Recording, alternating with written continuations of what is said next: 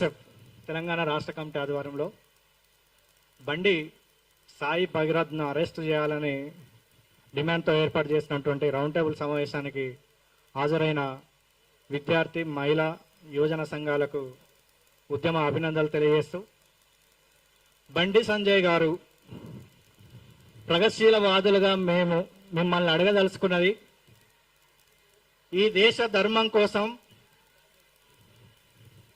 ఈ దేశంలో ఉన్నటువంటి హిందూ బంధువులు హిందువులంతా ఐక్యం కావాలని మాట్లాడుతున్నటువంటి బండి సంజయ్ రామరాజ్య స్థాపనకై తెలంగాణలో ఉన్నటువంటి హిందూ బంధువులంతా ఐక్యం కావాలి, ఐక్యంగా నినాదించాలి. ఆర్ఎస్ఎస్ నేపథ్యంతో ఏబీవీపీ విద్యార్థి సంఘంలో, యువమోర్చ లాంటి సంఘంలో కింది స్థాయి నుండి వచ్చినని మాట్లాడుతున్నటువంటి బండి సంజయ్, నీ కొడుకుకు నేర్పిస్తున్నటువంటి సంస్కారం లేదా నేర్పిస్తున్నటువంటి భావాలు ఇవేనా మేమని అడుగుతా ఉన్నాం.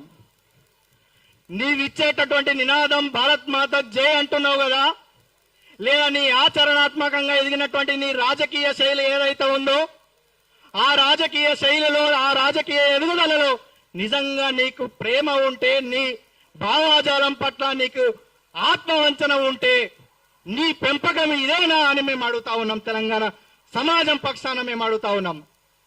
నువ్వు ఎంపీగా ఉన్నావు,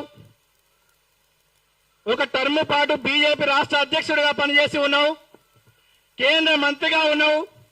ఈ దేశంలో ఉన్నటువంటి హిందూ ముస్లిం క్రైస్తవులను ప్రజల మధ్య విభజన చేసేటటువంటి మాటలను కోటలు దాటించి మాట్లాడేటువంటి బండి సంజయ్, నీ కొడుకును అదుపులో పెట్టుకోవడంలో నువ్వు ఎందుకు విఫలమైనవని మేము అడుగుతా ఉన్నాం.